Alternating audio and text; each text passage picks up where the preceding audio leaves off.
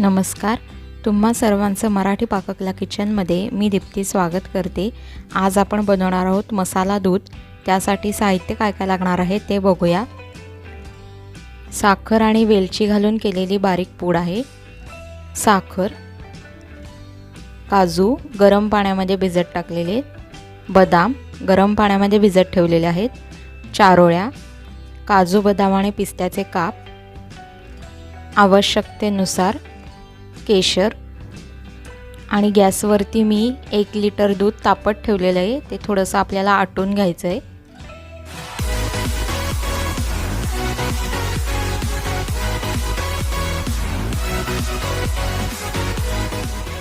मी हे बदाम गरम पाण्यामध्ये भिजत ठेवलेले 1 तासभर। त्याचे असे अलगद एकदम सालं निघतात। मी आता असेच सगळ्याची सालं काढून घेते। 10 बदाम घेतलेत, ते मिक्सरच्या भांड्यात टाकते। हे काजू सुद्धा गरम पाण्यामध्ये भिजत ठेवलेले होते मी, आता ते मिक्सरच्या भांड्यामध्ये टाकते आणि याची आता भरडसर पेस्ट करायची आहे। आता आपण काजू आणि बदाम भरडसर वाटलेत मिक्सरला, त्यामध्ये आता 2 चमचे हे दूध घालायचे आणि पुन्हा मिक्सरला वाटून घेते मी हे आता मिक्सरला वाटून घेतलेलं आहे। दूध टाकून थोडंसं भरडसरच वाटायचं आहे। हे आपलं गॅसवरती दूध आहे, हे व्यवस्थित आटलंय आता बऱ्या प्रमाणात। आता यामध्ये आपल्याला हे जे आपण बदाम आणि काजूची जी पेस्ट केली ती टाकायची आहे।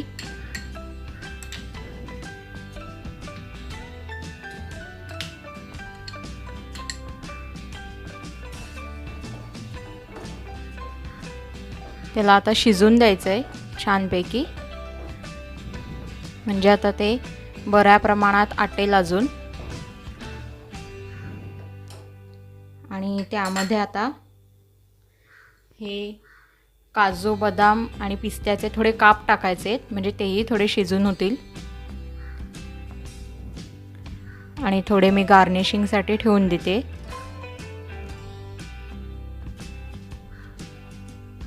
चारोळ्या टाकते मी,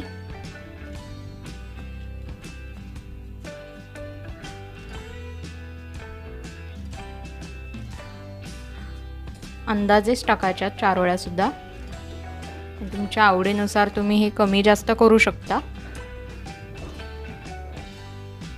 आणि यामध्ये आपल्याला साखर आता टाकायची नाही। जर साखर तुम्ही आधीच टाकली तर ते खाली करपतं दूध, तुम्ही आटत ठेवलं का ते खाली लागत राहतं।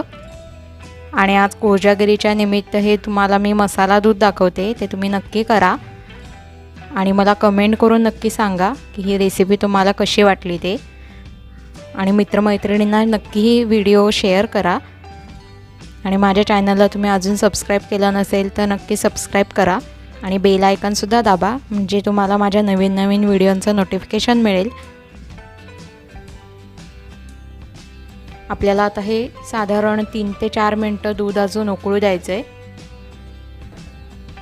आणि जसं जसं आपली ही पेस्ट आतली शिजत जाईल तसं तसं ते दूध आटत जाणार आहे।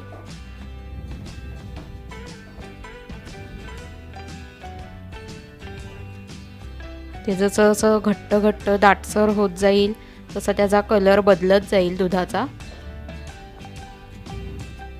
आणि तुम्ही मला कमेंट करूनही सांगा का तुमची ही आजची कोजागिरी कशी झाली ते। आता 3 ते 4 मिनिटात आपलं दूध हे तयार होईल। आपण जेव्हा गॅस बंद करणार त्याच्या आधी फक्त एखाद मिनिटभर आधी त्याच्यात साखर घालायची आहे। पहिले तुम्ही बिलकुल साखर घालू नका, नाहीतर ते करपेल दूध। आता मी दुधामध्ये साखर घालून घेते। यामध्ये साधारण 3 चमचे साखर टाकायची आहे।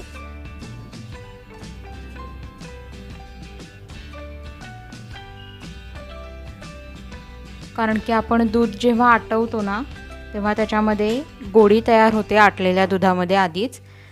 म्हणजे साखर जास्त घातली तर ते खूप गोड होतं। आणि तुम्हाला जर आवडत असेल खूप जास्त गोड दूध तर तुम्ही अजून साखर घालू शकता. ढवळून घ्यायचं थोडंसं.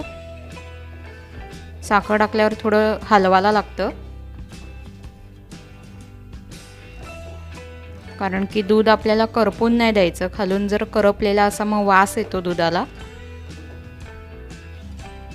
म्हणून जरा लक्ष देतच हे करायला लागतं. आता एखादी उकळी आली का त्याच्यामध्ये आपण वेलची पूड टाकून देणार आहोत. आता आपल्या दुधाला उकळी आलेली आहे. त्यामध्ये आता आपल्याला साखर आणि वेलची घालून केलेली पूड आहे ती टाकायची आहे.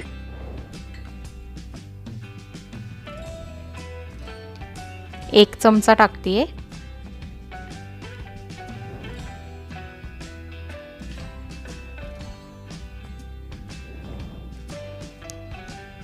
अजून एक चमचा टाकते. 2 चमचे वेलची पूड.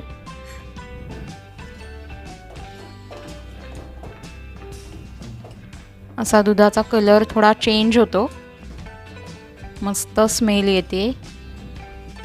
ह्याला थोडंसं आता एखाद मिनिटभर उकळून द्यायचं. आपल्या आता दुधाला उकळी आले मस्तपैकी. आता मी गॅस बंद करते आणि सर्विंग करून घेते. ते आपलं हे मसाला दूध आता तयार झालंय. ते आता ग्लासांमध्ये भरते मी.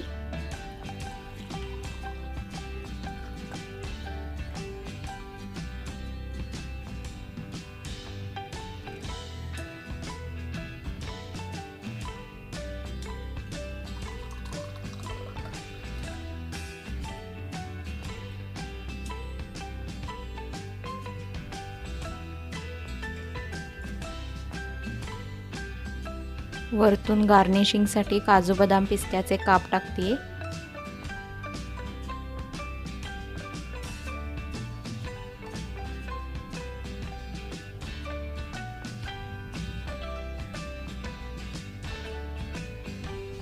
वरतून थोडं केशर टाकते.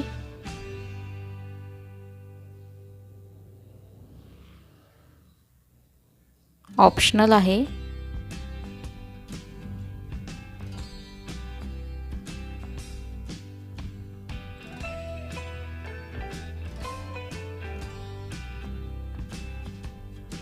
आपलं आता हे मसाला दूध मस्तपैकी तयार झालंय कोजागरी पौर्णिमेसाठी.